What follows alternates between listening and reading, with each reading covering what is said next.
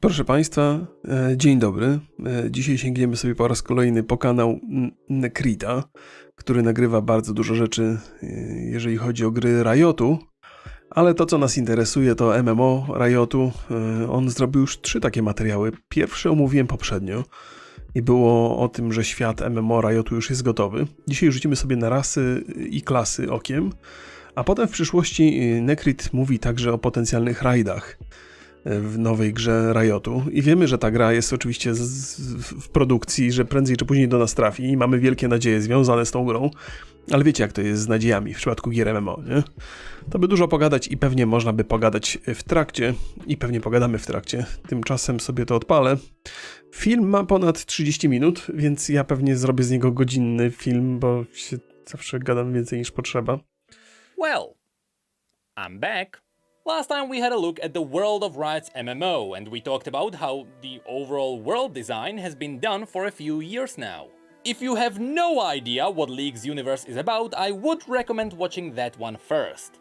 But now that we learned about the basics, we can dive into the other big MMO topic, the playable races and classes. When it comes to the races, just like the world, they are pretty much done. Over the years, the lore fleshed out the races of Runeterra, and now they each have their own unique story. In fact, at this point it feels like we know Riot will not make up a brand new race. Okej, to jak ktoś grał w League Legend, to pewnie doskonale sobie zdaje sprawę, jakie rasy są. Ja na pewno wiem o 3. Jestem absolutnie pewien, nie, o 4.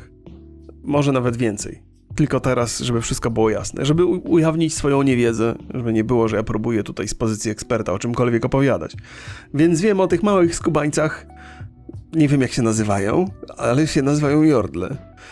Wiem o tych takich kociatych stworzeniach i chyba ta przedstawicielką ich jest Ari się nazywa, ta taka czarodziejka, czy jakoś inaczej, nie mam pojęcia, bo już dawno nie zerkałem w to. Są, podejrzewam, ludzie, którzy są ludzcy w swojej naturze bardzo. Mówicie, że furasy się nazywa? To być może. I trolle też chyba są, przynajmniej jednego widziałem, więc to jest moje zgadywanie. Zakładam, że nie, źle powiedziałem, czemu się śmiecie? To jest jakaś wulgarna wersja furasy? Na pewno, wiedziałem, że mnie wciągacie w coś okropnego. Więc o tych wiem, pewnie też te rasy ludzkie będą się dzieliły ze względu na kontynenty, bo ci ludzie żyjący w różnych warunkach mogą być trochę odmienni. No, ale zobaczymy, co tu się ujawni, bo jestem bardzo ciekaw. Of course, they could always theoretically do it, but I seriously doubt they would.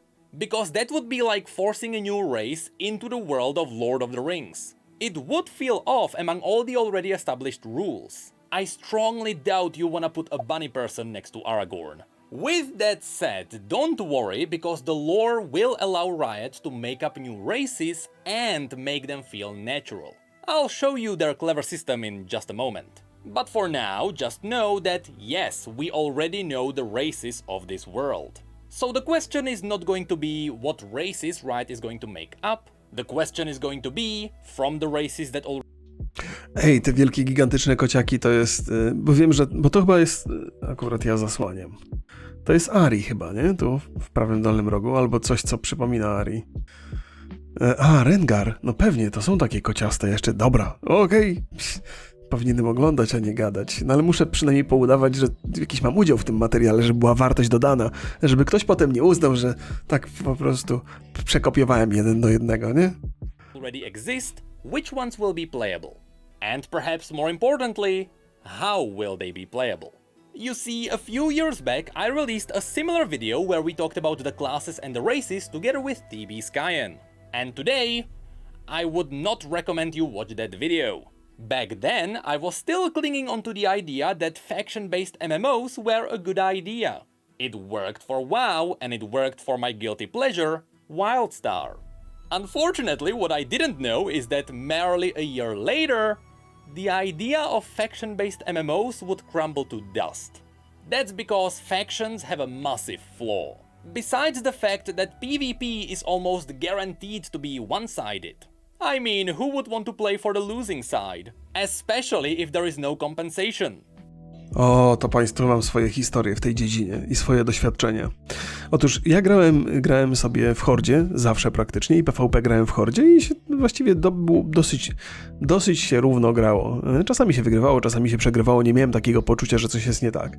Dopóki do naszej battle grupy nie zostały dodane serwery rosyjskie. I teraz z jednej strony można powiedzieć, ok, Rosjanie świetnie grają w PvP, i normalnie bym uznał to za argument jakiś, nie? No może faktycznie grają, być może dużo grają, ale powód był zupełnie inny. Graliśmy na serwerach międzynarodowych, gdzie większość graczy posługiwała się językiem angielskim, część z nich niespecjalnie. W sensie używali języka angielskiego, ale komunikacja w Battlegroundzie była zerowa praktycznie, bo to dla nikogo nie był być może podstawowy język poza kilkoma brytolami. Więc rezultatem było to, że ludzie z międzynarodowej grupy ścierali się z innymi ludźmi, którzy mówili tylko i wyłącznie jednym językiem. Więc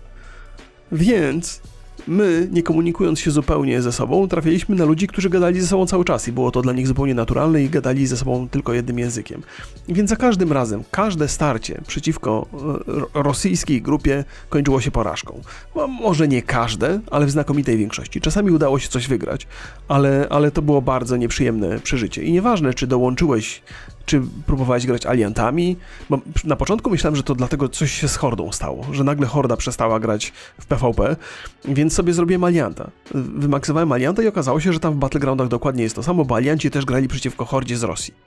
I to było strasznie upierdliwe i męczące i...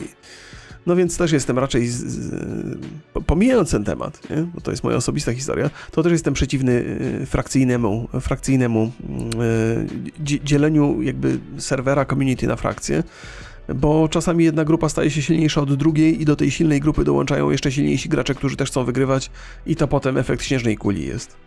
Classic WoW is a perfect proof of that. Not to mention New World. But also if you split everyone into two sides, you are splitting up your player base. And that is almost never a good idea. You simply don't want to prevent people from playing together. The reason why in the past it worked for WoW is because Blizzard heavily played into the faction pride.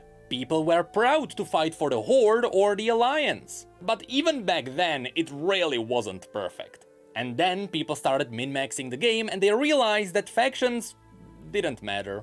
And that's where Riot has the edge. You may know that League of Legends has a... Swoją drogą ten temat podziału na frakcje powoli zostaje rozmywany w WoWie. Coraz częściej można grać razem. Zastanawiam się, jeżeli Blizzard chce to sensownie przeprowadzić w ramach WoWa, to musiałby zrobić jakiś dodatek, który jednoczy frakcje.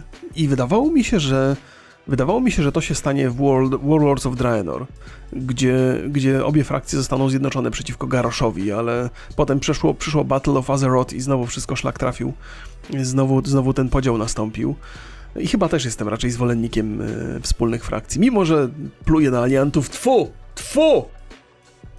lot of different regions, where they all act independently and they all have unique relationships with their neighbors. Because of this, forcing faction alliances into this world would ruin the already established lore. So PvP factions are most likely not going to be a thing. However, despite that, League absolutely has faction pride. People love it when a new Shuriman champion is announced because people love that place. And people love it when the new champion is not Ionian because goddamn we have too many Ionians. Nearly every League of Legends player has a favorite region. And you bet when the MMO comes out, people will want to play for that region. And this is where the brilliance of Riot's world kicks in. You see, the fundamental lore of League of Legends is based around the idea that anyone can be from any region. After an event, the story refers to as the Westward Migration. Zastanawiam się, w związku z tym, że potencjalnie w MMO RIOTu nie będziemy mieli podziału na frakcje, to nie powinno być problemem, ale wydaje mi się, że tak jak częstotliwość czempionów z Ionian, nie wiem jak to po polsku się mówi, jest tak duża, to podejrzewam, że graczy też będzie. Coś chyba jest w tej frakcji, oni są tacy... Nie chcę teraz, trochę muszę pogrzebać we wspomnieniach, które mogą być błędne. To jest ta wyspa taka, która jest trochę odcięta od świata i oparta o naturę w dużym stopniu, bo te pozostałe frakcje mają swoje wady, niewątpliwie i ci Ionianie mają w sobie coś takiego chyba super pozytywnego. Duchowość, tak? No to dobrze kojarzę. Bo w jednej frakcji jest nacisk na militaria i podbijanie całego świata, w innej znowu jest rasizm wobec magów i się znęca nad dziećmi, które mają magiczne zdolności. To nie jest dobra frakcja do wyboru, jak próbujesz myśleć o sobie jako o szlachetnej jednostce. Races mixed up all around the world. So it's not like there is a furry region where you can only see furries. There are definitely regions where you can see more furries, but this world doesn't have Ej, no to są futrzaki. To czemu jak ja powiedziałem, to żeście się śmiali? To ja mam w ogóle wrażenie, że to jest jakieś ma seksualne konotacje w języku polskim. Nie o tym mówię. Mówię o tych kotach, chyba. Już nie wiem, z czego wy się śmiejecie, a co ja mówię. To przez przypadek zatrzymałem na tym obrazku. Besides just picking a race and a class combination, I strongly suggest Riot also allows people to pick their origin, with the origin being the starting region. Without a system like this, you would force all human champions to be, for example, Noxian. And that is simply not how this world works. So, I've been mumbling about how this world works for quite a while. To jest też fajny, bardzo, bardzo ciekawa jest ta koncepcja, nie?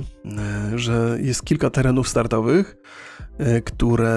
które działają, po prostu wybieramy sobie miejsce narodzenia i pochodzenie i w oparciu o to mamy też teren startowy. Tylko zastanawiam się, czy to jest łatwe do zrobienia na początku, bo w WoWie musiało trochę lat minąć, zanim praktycznie dla każdej rasy została stworzona osobna historia startowa i osobna lokacja startowa. Pamiętam, że w Hordzie trolle dostały lokację dopiero w Kataklizmie. Podobnie było chyba z gnomami, że gnomy i krasnoludy zaczynały tam pod Gnomreganem, ale coś tam się potem pozmieniało, bo w Kataklizmie ten Gnomregan się zmienił także. Także to nie jest taka prosta sprawa stworzyć tyle rejonów startowych dla początkującego MMO. To jest bardzo złożony proces, bardzo pracochłonny, on wymaga tego czasu. Plus chyba na początku, jak się pracuje nad MMO, to chyba większość czasu należy zainwestować w endgame, a nie w early game, bo early game to się przechodzi myk i potem endgame się liczy. Jak się zaniedba endgame, no to będzie problem, bo ludzie szybko skończą grę i będą się nudzić. Więc fantastyczny pomysł, żeby każda rasa miała swój teren startowy, ale nie wiem, czy to jest w ogóle do zrobienia, bo to jest tytaniczna praca, która może się nie sprawdzić ostatecznie. So now, let's actually dive into all the races that exist in this universe. Spoiler alert, League doesn't have too many different races, because it's focusing on depth over variety. Of course, as it is with any RPG, there is the human race. But it would be cool if the humans varied depending on their origins.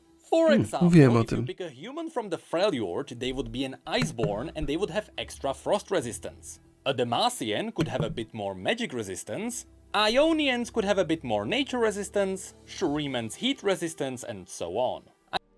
Powiedziałbym, że nawet więcej. To jakby podział ludzi na takie rasy ma dużo sensu i oferuje dużo fajnych umiejętności startowych można zbudować, bo te, które wymienił tutaj Nekrit, to jest tylko początek.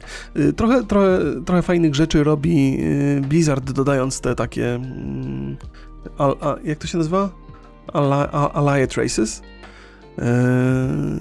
Tylko że ciężko się te Allied Races odblokowuje i to kłopotliwe jest, ale w ogóle super fajnie jest mieć jakieś takie cechy postaci, które są bardzo indywidualne i niepowtarzalne. Im więcej takich cech, to jest lepiej, nawet jeżeli one gameplayowo nie mają dużego znaczenia. I think it's going to be crucial for Riot to preserve the feeling of every origin feeling at least slightly different. This is an RPG after all, and despite the fact that balancing is usually a big issue, I strongly believe these RPG elements have to be preserved.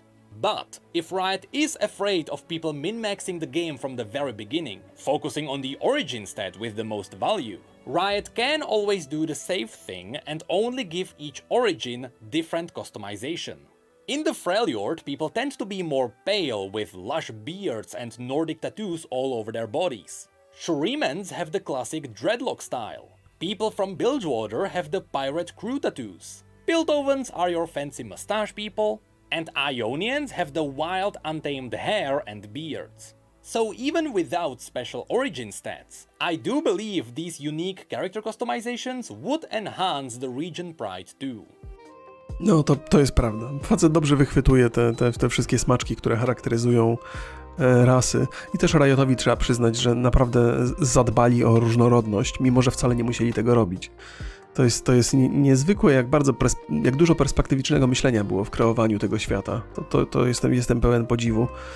Ludzie, którzy za tym stoją, mają sporo wyobraźni i przy okazji, przy tej wyobraźni nie dają się ponieść, tylko są dosyć spójni. Ja wiem oczywiście, że Liga ma całą masę takich jakby trochę multiversów, że część jest science fiction, część jest jakieś cyberpunkowe, część jest steampunkowe, nie?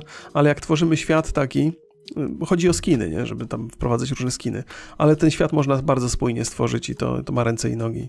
So, that's what humans would be about. Pretty versatile and nothing too special in an RPG world. So now, let's have a look at the more unique races. After humans, the second most spread out race are the Vastaya, as we mentioned in the last video. Przepraszam, że tak przerywam, bo chciałem jeszcze jedną rzecz dodać, na którą Nekrit także zwrócił uwagę, że umiejętności takie, które opisują naszą rasę poza wyglądem, nie powinny być RPGowe, one powinny być co najwyżej quality of life. Jeżeli wprowadza się jakieś rozróżnienia w rasach, które wpływają potem ostatecznie na endgame albo na nasze możliwości w PvP, no to ludzie potem wybierają rasy na podstawie tych ostatecznych statystyk, które mają sens w endgame'ie. I to jest bez sensu. To się chyba nazywa to min-maxowanie w tym języku, że wybierasz rasę nie ze względu na to, co ci się podoba, tylko to, co daje największy DPS w PvE albo największą wszechstronność w PvP. Takich cech bym się najchętniej pozbył. Zrobiłbym właśnie takie quality of life, że ten szybciej podróżuje, ten ma jakieś tam zniżki w sklepach. O takie rzeczy, które efektywności w samej grze nie zmieniają. The Vastaya are a race that came to be after humans started mating with magical animals. But the thing is, depending on where they are from, there are loads of different kinds of Vastaya. From cat boys to fox girls to lizard girls. In fact, here's a family tree of all the Vastayan tribes, and even this doesn't cover all of them. And this is where Riot can pull off something genius. Muszę przyznać, że to jest dosyć kłopotliwy element tej historii. To uprawianie seksu ze zwierzętami, nawet jeżeli są magiczne, dosyć kłopotliwe w ramach współczesnego spojrzenia na seksualność, nie? Ale może z drugiej strony należałoby wykorzystać ten aspekt świata Ligi Legend, by pokazać tą różnorodność, że nawet jeżeli w naszej rzeczywistości różnorodność jest mile widziana, jeżeli chodzi o relacje seksualne, tak w świecie Ligi to już w ogóle poszli po całości. No, jaszczurka, kot, lis, cokolwiek. Co cię kręci, proszę bardzo. Możesz się identyfikować jako lis, kot albo jaszczurka, to jest twoja osobista sprawa i nawet to wspieramy. As I said, this world already has set rules. So it would be very difficult to introduce a brand new race into this universe. However, it is going to be very easy to just make up a new Vastayan tribe. So I propose that Riot doesn't make the Vastaya as a playable race overall, but instead it would be cool if Riot let the specific tribes to be playable races. This would leave the door open for them to introduce new playable races later down the line. If they cross off all the Vastaya at once, they kinda shoot themselves in the foot. But wydaje mi się, że przy Vastaya można by zrobić tak, że kustomizacja postaci dopuszcza jakby inne, różne korzenie. Bo to też jest tak, jak się wyprodukuje takie rasy, bo te krzyżówki, co tutaj są możliwe w przypadku tej rasy, to w nieskończoność można by rozbudowywać i to może tego byłoby za dużo. Natomiast kustomizacje mogłyby wystarczyć, ale pewnie im więcej, tym weselej, nie? I know. Here I go mumbling about how the world works again. So let's have a look at some of the specific tribes. When I say Vastaya, most people think of Ari. She comes from the Vasani that look like foxes. Although her tribe is mostly gone, the lore can justify new members to be found, so they can be playable. The Kilash tribe comes from the jungles between Shurima and Ishtal. These lion-like people are known for hunting dangerous beasts, and they take great pride in trophy collecting. Oni są zajebiści, nie? W sensie, przepraszam za wulgaryzm, ale ludzie / lwy to zawsze jest coś niezwykłego w tym. Nie? Czy nie? It's the average mount collector. The Shimon tribe are monkey-like people from Ionia. While their older members are very wise, their younger members can be very goofy. The Otrani come from Mount Targon, resembling the classic goat people. Their hobbies are taking care of the Stellarcorns. The Lothland tribe are Ionians who resemble bird people.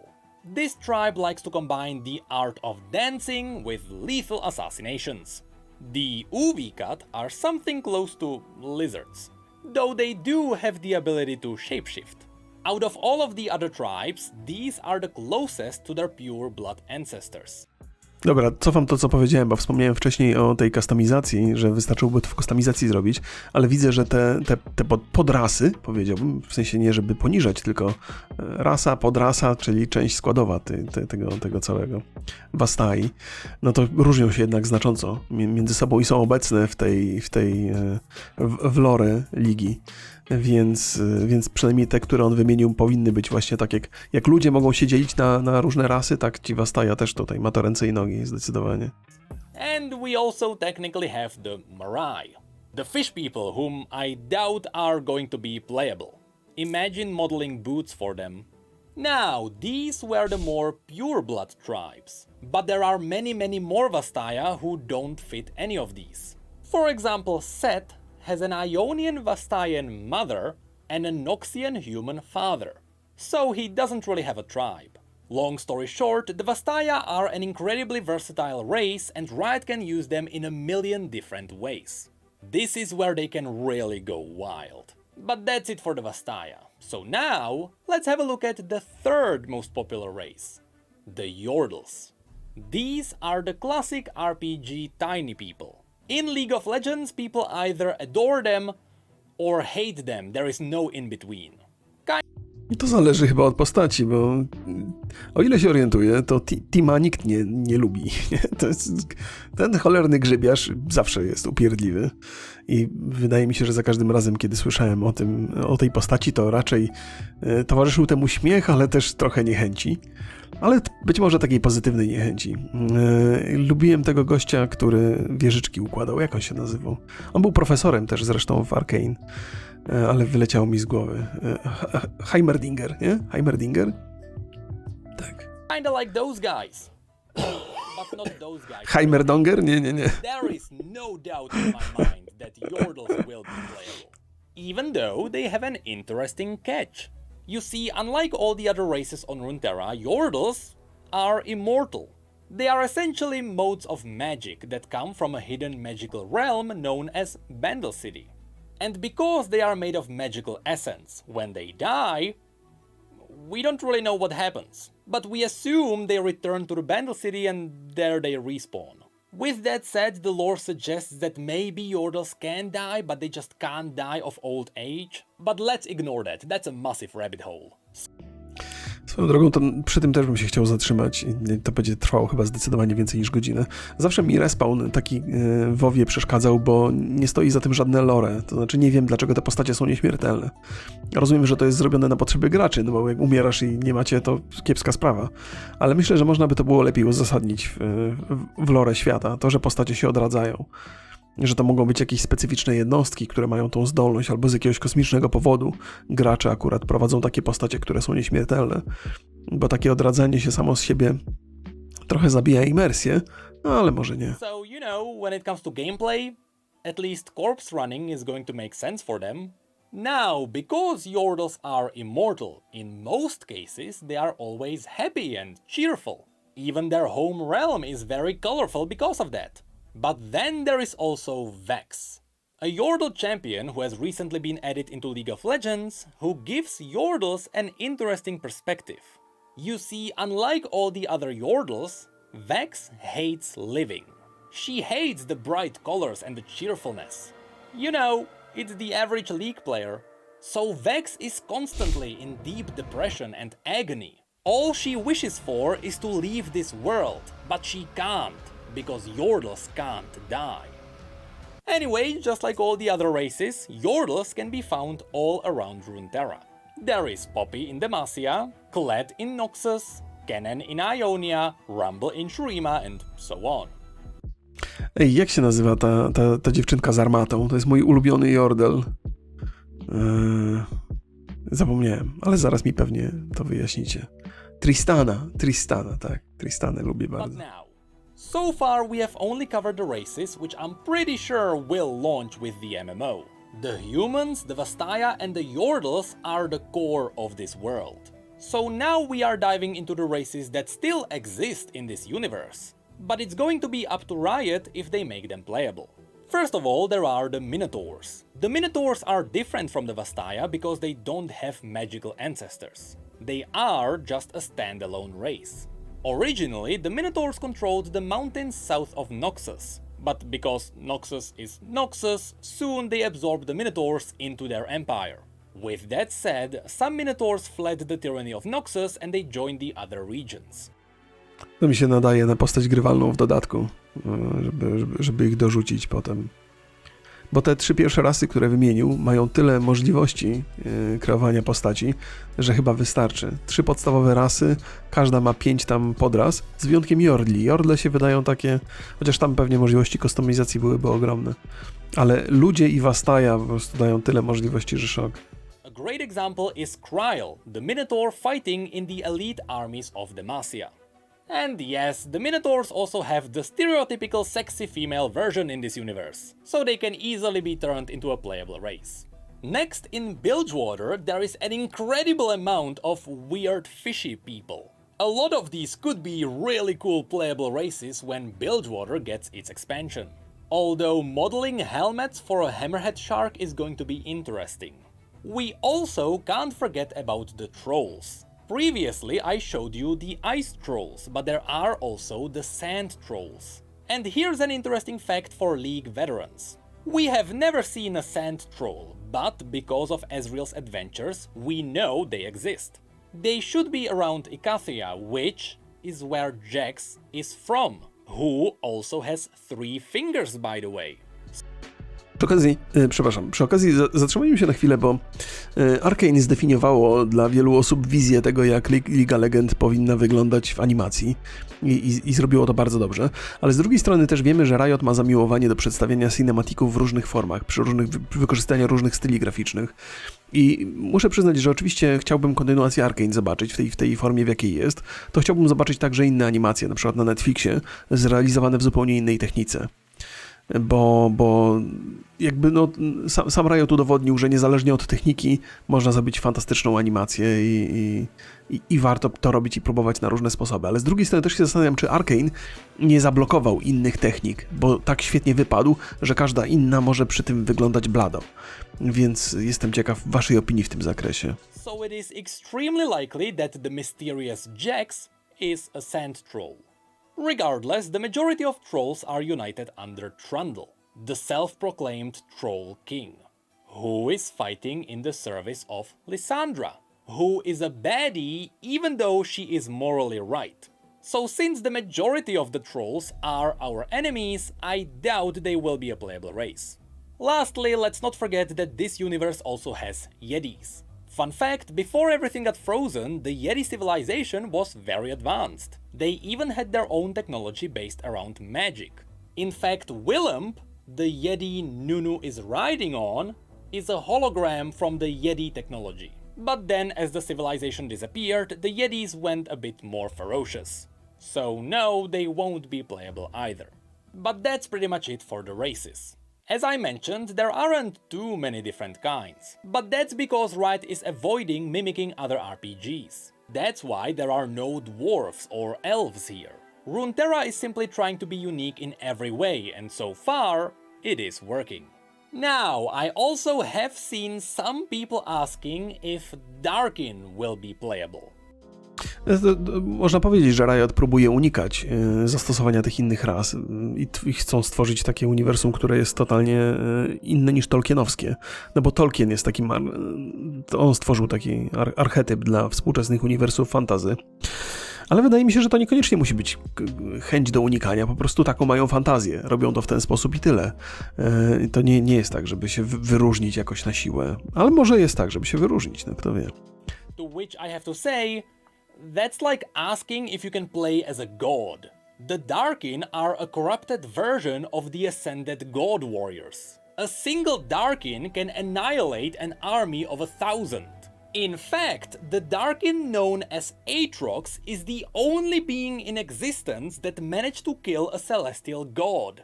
He stabbed someone wielding the power of the aspect of war so hard, the aspect of war died. So no, I don't think Darkin will be playable. Anyway, with all the races covered, assuming Riot is going to use the origin system, this is what the playable races could look like. Humans are versatile, they are everywhere, there is not much to mention there. When it comes to the Vastaya, the common tribes can easily appear in Noxus, Piltover and Bilgewater. These are the regions open to everyone. On the other side, the Vastaya are closely linked to spiritual magic, so you will hardly find one in Demacia, since it is a firmly anti-magic region. And somehow, not many Vastaya were ever mentioned in the Freljord, so Riot doesn't have to force them there. But then we have Shurima, Ionia and Targon. No do tej tabelki niewiele mogę powiedzieć. To się jakby tłumaczy przez to, co mówił na początku. Since I doubt all the newcomers remember the names, the Kilash, Lothlan and Otrani are the Lion People, Bird People and Goat People. When it comes to the Yordles, as I mentioned, they can originate from anywhere, but they do avoid the Freljord and Targon because of the harsh climates. And yes, I know there were some prehistoric Yordles in the Freljord, but after it got covered in ice, they disappeared. And lastly, the Minotaurs can be found in Demacia and Noxus. But it does make sense for some of them to flee to the Freljord, and others to travel to Ionia during the invasion. With all of this said, remember, this is just my decently educated opinion. Since the races are pretty much mixed up all over Runeterra, Riot could also lift the limitations and let every race start in every region. And I would be fine with that. Some story would be wonky, but it wouldn't be anything horrible. Although I still believe some racial exclusivity helps the feeling of RPGs. So, all of this is still only the first half of the video. If you wanna take a break and do your business without washing your hands, now's your chance. Okej, nie wiem, czy Państwo chcą sobie zrobić przerwę, faktycznie żeśmy dotarli do połowy. To jest też tak, że widziałem komentarze pod poprzednim filmem, który oglądałem i wrzucałem na YouTube'a. Część osób myśli, że to jest materiał zrobiony przez Riot, nie? Nie wiem skąd ten pomysł, być może to jak się ten facet ubiera i te jego kapcie sugerują kogoś z Riotu, ale nie, to jest gościu, który się bardzo interesuje grami Riotu i robi mnóstwo filmów na ten temat, więc to nie jest profesjonalne wideo zrobione przez Riot, tylko przez fana, który zna ten świat i rozumie, jak ten świat mógłby być wykorzystany do zrealizowania gry MMO i wszystkie rzeczy, o których mówi, na pewno mają ręce i nogi. Ale nie jest powiedziane, że to tak się na pewno wydarzy. Więc to jest tylko i wyłącznie spekulacja. Bardzo sensowna, oparta na sporej wiedzy, ale nadal spekulacja. This program will continue in 5 seconds. Muszę coś takiego wprowadzić w swoich programach. Przerwa na siku. Okay, so far we only covered the races, which was definitely still the easy part. The much more difficult part are going to be the classes. This is where Riot is facing a great challenge. Partially, it's because there are inherently no wrong answers when it comes to designing a class system. You can really make anything work if you put some thought into it. But more than that, Riot is challenged by the setting itself. League of Legends currently has over 100... Czekajcie, bo to muszę zacytować. Gość często odnosi się do Asmongolda, na przykład to sikanie bez mycia rąk. sikanie bez mycia rąk to jest duży problem ludzkiej natury. Wydaje mi się, to nie jest uwaga do Asmongolda, chociaż może. Chociaż nie sądzę. Come on. Myślicie, że Asmongold jest jedynym facetem na świecie, co nie myje rąk po sikaniu? Myślę, że to jest w ogóle taka uwaga do większości graczy, którzy w grze kompetytywnej między jedną rundą a drugą mają tylko 15 sekund na to, żeby zrobić siku. I kto ma czas na to, żeby myć ręce w tym czasie, nie? Żeby myć ręce. Kto ma czas, żeby myć ręce? And 60 different champions. They each have unique abilities and together they can define about 40 different classes. I counted them myself. Okej, niech to będzie nawiązanie do Asmongolda, w porządku. Nie znam go aż tak dobrze. Which means the majority of the classes won't make it in. And people who love those classes will be disappointed. Thankfully, I'm not a designer, so instead of trying to figure out how to make this work, I'm going to show you all the cool, unique classes this universe has. And again, because region pride is a big part of this universe, you'll see that some of these are tied to specific regions. But not the warrior. That one is different in every single region. So let's start with that. The warriors in this universe provide a unique challenge on top of the already difficult decisions.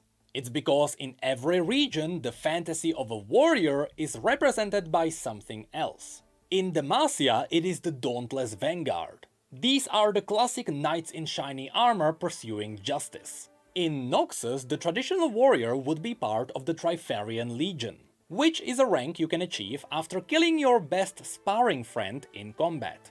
These guys rarely use shields. In Shurima, the classic warrior is the warrior of the Golden Army. These are fighting for the glory of the Shuriman Emperor. Kurde, to tak prawdę powiedziawszy, deweloperzy z Riotu przez tą swoją wyobraźnię mają ciężki orzech do zgryzienia, bo to nie tylko mamy do czynienia, kiedy mówimy o podziale na klasy, to trudno sobie, wygląda to, że każdy wojownik musi być inny tutaj z definicji.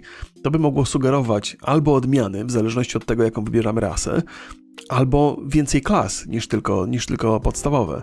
I teraz jak głębokie różnice będą między tymi klasami, no bo jedni muszą używać tarczy, bo takie jest lore, inni nie mogą używać tarczy, bo takie jest lore. Zakładam, że wszystko to się bardzo rozgałęzia mocno. Klasy i podklasy, tak? Ale czy możesz sobie wybierać podklasę? Czy musisz mieć odpowiednią rasę, by móc podklasę konkretną wybrać? In Piltover, you would have the Enforcers. Simply said, it's the cops. People will know these from Arcane. But in a way, the Wardens are the melee warriors of Piltover. But then, in the Freljord, warriors are represented by the Berserks, either wielding axes or giant blades as they worship the primal god known as the Iron Boar. On Targon, we have the Warriors of Rakor, which are somewhat themed after the classic Spartan armies. Then in Ionia, the classic warrior is known as a Blade Master, with samurai-styled swords that have a rich history in this region. To jest oczywiście niesamowite w ramach opowieści, ale teraz, żeby zachować spójność tego świata, o kurde, to się będzie, chyba będą musieli pójść na jakieś ustępstwa. Riot chyba będzie musiał pójść na jakieś ustępstwa, bo żeby zachować spójność tego, rasy, żeby rasy się zgadzały z klasą, to będzie ciężki. Ciekawe, jak to rozwiążą. Bardzo jestem ciekaw. Czy uproszczą, czy jednak sięgną po ten maksimum skomplikowania? Also, there are the Vuju Blade Masters, which are on a totally different level. The Vuju technique is so powerful it was forbidden from using it in combat. The TLDR version of the story is that when Noxus invaded Ionia, Master Yi obliterated entire Noxian legions on his own, before Noxians realized how overpowered he was and they nuked the town where the Vuju Blade Masters were trained. So now there is no more Vuju Blade Masters, just normal Blade Masters. And lastly, the common warrior in Bilgewater would be a brawler. You see, I just named 8 different kinds of warriors. How is Riot going to handle this? I don't know. They could just make one warrior class and then just have the players play out the fantasy while wearing cool armor sets. Or they could make it so that every origin has a different skin of the class. You know, all the abilities would be the same, they would be doing the same numbers, but when a Noxian swings a weapon, there is a bloody trail, and when an Iceborne Berserk swings a weapon, there is a frosty effect. To byłoby super. Wydaje mi się, że to jest najbardziej optymalne rozwiązanie. Czyli inaczej wyglądają te klasy, może pancerze odrobinę wyglądają inaczej, no i inne efekty używania skilli. To miałoby chyba najwięcej sensu. Bo najgorsze, co można by było zrobić, to faktycznie wpłynąć na specyfikę postaci i sprawić, że jedna będzie silniejsza, że jakby jeżeli tam się pojawi brak balansu, to ludzie nie będą decydowali ze względu na to, co im pasuje, tylko co lepiej działa. To by trochę spłyciło, jest to prawda, ale myślę, że najważniejsza rzecz, jakiej należy uniknąć, to zmuszanie ludzi do doboru klasy i rasy, by uzyskać ostateczny efekt jak najlepszy. Że to jest coś złego, że najlepsze w grach MMO jest zawsze to, że możesz sobie wybrać coś, co spełnia twoją fantazję, a nie coś, co potem efektywność ma największą w endgame'ie. Więc ostatecznie wolałbym spłycenie, ale na rzecz pewnej równowagi. But again, this is for Riot to figure out. Now I'm just going to show you all the unique and interesting classes from this universe. In Demacia, we have the Mage Seekers. These are the people who hunt down mages. They carry with them a stone disc called the Grey Mark. This is the tool that allows them to absorb magic. So this would be sort of an anti-magic class. There are also a lot of iconic Demacian scouts. Also, Demacia has a lot of stories about theaters and bards. But Demacia also brought spotlight onto the Sentinels. The Sentinels of Light are people dedicated to fighting the undead. Because the undead can't really be killed with normal weapons. They use the relic stones that can be forged into any weapon. Be it a crossbow, a gun, a really big gun, or even a sword. Fun fact, in the lore, the Sentinel guns don't have triggers. You have to will it to fire with every fiber of your body. So of course, Lucian canonically fired it with his PP. Lastly, this will be unknown to even veteran League players. But Demacia put a really cool twist onto the Paladin class. You see, in League of Legends, when you play as Garen, his ultimate is to smite his enemies with a giant holy blade. This made people wonder, is Garen a mage? In Demacia? Actually, no. In the lore, Garen has never done anything even similar to this. And that's because there is something even cooler happening. Most people in Demacia pray to the aspect of justice, which they call the Winged Protector. That's why Demacia has a lot of angelic statues. Coincidentally, the aspect of justice can also be found in League, its scale. So what's happening is that when Garen is casting his ultimate, it is not him magically creating a holy blade in the sky. It is actually the aspect of justice answering his call. So even though this universe doesn't really have a paladin class, which would be casting holy spells, this would be a really cool alternative. No to jest chyba dosyć standardowa mechanika w przypadku paladynów.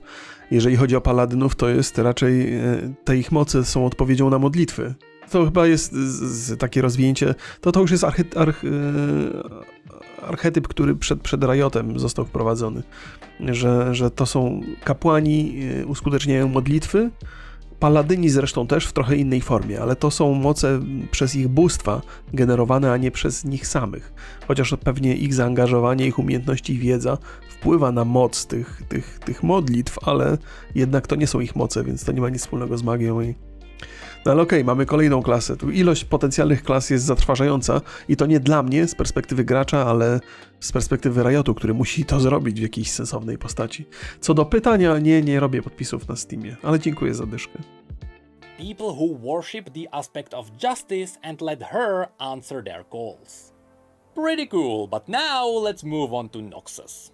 Noxians are one of the only regions who harvest black powder, so they also have their own mercenaries with functional guns. In Noxus you can also find a lot of demonic cultists, so I would expect a warlock or a demon summoner, and they also have a few renowned assassin guilds. And the most unique of them all, Noxus also has a circle of hemomancers, people who follow Vladimir. A lord who used to be a hostage to the Darkin, and who eventually learned how to use their blood magic. So these people used the very same blood magic that shaped the Darkin. Kurde, fajna sprawa, bo to jest super klimat. To znaczy, to jest coś, co trochę się kojarzy z wampirami, chociaż chodzi oczywiście o magię krwi, ale to są zawsze takie fragmenty lore, które są trochę osadzone w naszej rzeczywistości, mogą się kojarzyć z czymś. To akurat w tym przypadku z wampirami to zawsze pobudza fantazję. Z jakiegoś powodu wampiry i wilkołaki to jest coś, co bardzo magnetyzuje graczy. Na pewno magnetyzuje mnie, więc podejrzewam, że nie jestem tutaj jedyny i samotny. To byłoby bardzo popularne. Szczerze mówiąc, jestem bardzo ciekaw tabelki, którą on zrobi na końcu, żeby sprawdzić, jakie klasy mogą być w jakich regionach. No, to jest już, pomijając to, że jest to niesamowity potencjał na zrobienie postaci i klas, to questy i te światy, jakie mogą tam być, wydarzenia, które mogą się tam toczyć, to jest bardzo obszerne. Then in Shurima, we may find arcane mages. These people follow Zerath, the most powerful mage on Runeterra, whose body has been reduced to nothing but arcane energy. I would honestly love to see this class in-game, because I love the idea of having an Archon form on cooldown. Shurima also has some prophets who can open up tiny portals into the void and summon tiny void creatures. It would be sort of like Warlock in WoW. You know, use the power of the enemy against themselves. Then there are the Sand Shifters, people who can use the sand to create sand mirror images. And we can't forget about the Chronomancers, people who use time magic in a lot of creative, interesting ways. Then in Piltover, riding off of the success of Arcane, people will want to play as a Warden, which is a more elite version of the Enforcers. These would be equipped with sniper rifles and stun grenades. Kurde, jakby próba ogarnięcia tego, w ogóle steampunk jest niezwykle trudny, a zwłaszcza steampunk, który jest przesycony magią, bo z tym mamy mniej więcej do czynienia. To jest steampunk plus magia. Tak chyba można League of Legends opisać w tej, jak to się nazywa, w tej takiej jakby w podstawie, bo to jest taki świat. To się nazywa Hextech. Okej, Hextech to jest używanie, to jest produkcja technologii przy użyciu tych magicznych kamieni, tak? Energia jest magiczna, urządzenia są technologiczne. Oni to nazwali Hextechem. Gdybyśmy mieli sięgać po nomenklaturę taką wynikającą z literatury, to bym nazwał to magicznym steampunkiem. Więc tak, no kurde, snajperzy i magowie w jednej grze, paladyni, rycerze, asasyni, wojownicy posługujący się dwoma pistoletami, no bo dual wielding tam przynajmniej w kilku miejscach wyskakuje. To jest... On the crafty side, there are Złoto, also złoto. the Hextech engineers. These are the people who can use science to allow them to wield magic even if they are not mages. And separate from them, there are also the artificers. To them, anything from a powerful arm to blade legs should be possible. And down in Zone, I would love to see some kind of an alchemist who's using questionable alchemicy, tak. drugs to help his allies. Next we go into the Freljord. Here we can find the Draklorn Inquisitors, which are Lysandra's followers with abilities themed around true ice. Essentially, these would be frost battle mages. But perhaps the most iconic for the Freljord would be the Shamans. These worship the animalistic primal gods of the Freljord, and all their abilities mimic the primal gods, be it a bear, a fox, a mammoth. Ej, wyprzedzę, bo też mamy druidów, nie? Moja ulubiona klasa to zawsze druidzi. Jak się nazywa ta dziewczyna, co się potrafi w kota zamieniać, w panterę, w pumę?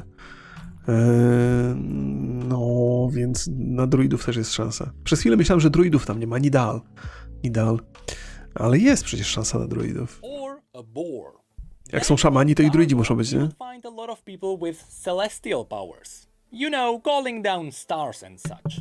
But there are also the Solari who use the power of the sun to enhance their attacks.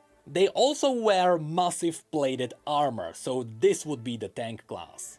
Or the Lunari who use the power of the moon to stay in the shadows. This would be more of an assassin class. Besides these, there are also a lot of star callers around, and even draconic worshippers. Then in Ionia, besides the Vuju Blade Masters, which would be far too overpowered, some people choose to fight without a blade. These would be the monks of Hirana. They channel the power of Ionian dragons to empower their limbs. And don't worry, they are a bit different from the traditional monks. They are far more badass.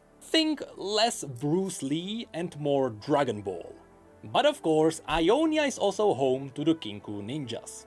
Zwariować można, w sensie ilość to jest tak, że im więcej o tym słyszę, tym jestem bardziej podekscytowany, ale tym bardziej zdaję sobie sprawę, że Jezu, Riot będzie musiał trochę to uprościć. A jak zaczną to upraszczać, to fani ligi po prostu dostaną, szlak ich trafi. To już czuję, że tutaj może się wydarzyć jakby zderzenie rzeczywistości z marzeniami może być niezwykle bolesne dla sporej liczby osób, bo tego się nie da zrobić w ten sposób. Nie można tego zrobić dosłownie, dla mnie to jest nierealne. Można by to było zrobić dosłownie po wielu latach zmian, wprowadzania rzeczy, ale nie da się tego zrobić na początku, chyba że uproszczą do tego stopnia, że na początku dadzą tylko garstkę z tych klas i potem będą dodawali kolejne. Bo jeżeli uproszczą od razu, wojowników zrobią tylko w jednej postaci, to potem ciężko będzie to zmienić, ale to jest jakby mnogość opcji jest niesamowita. Their goal is to maintain balance in Ionia. This means that when a spirit starts killing people, the ninjas go out and deal with the spirit.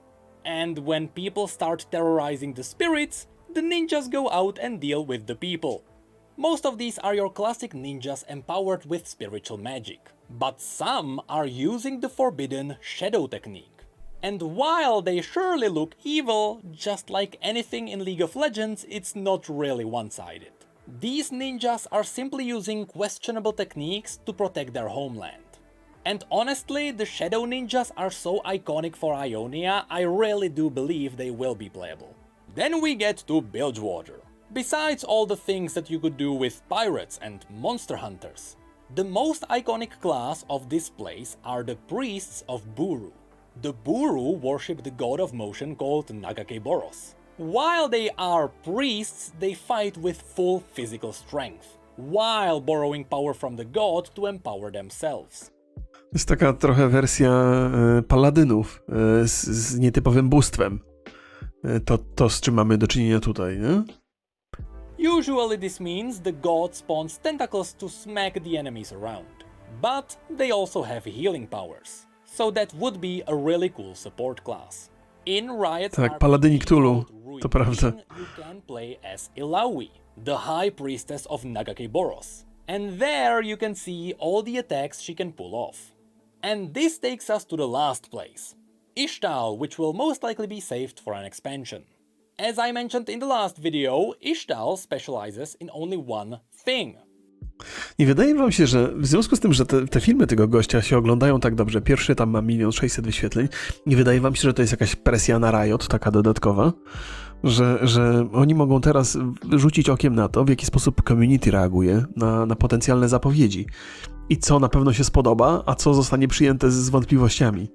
Więc z jednej strony facet jest fanem i chce tam jakieś uniwersum zobaczyć, ale z drugiej strony naprawdę niezłą presję wywiera na Riot.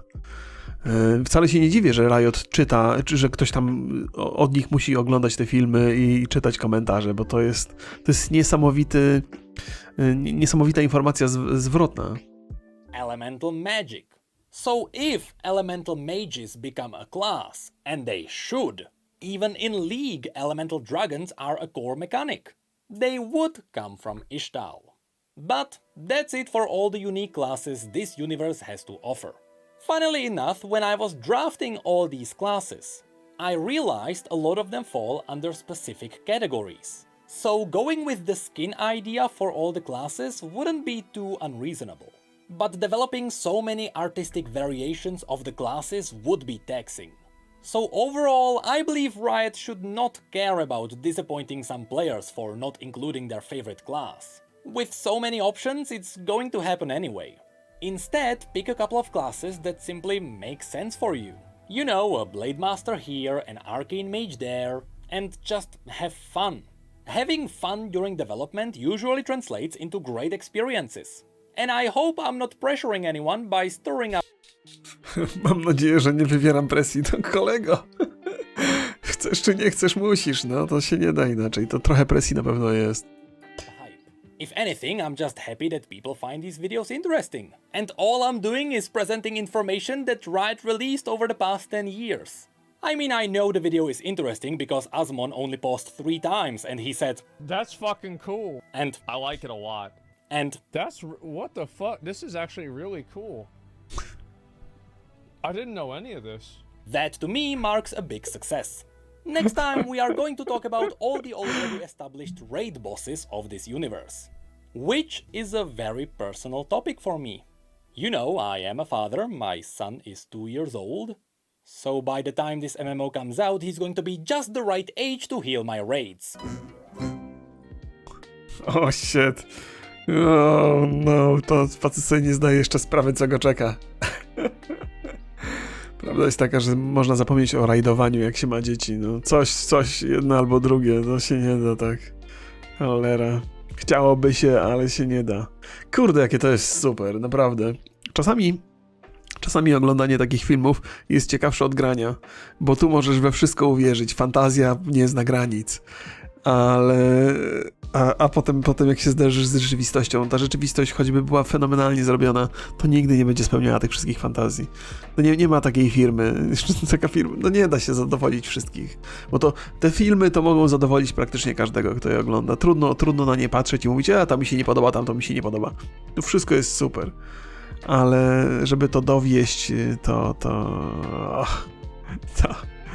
niewiarygodne by to było. No ale miło żyć w świecie marzeń. Ja sobie tak lubię przy tym posiedzieć. Jeszcze potem rzucimy sobie okiem na trzeci film z MMO RIOTu, ale to za jakiś czas dopiero.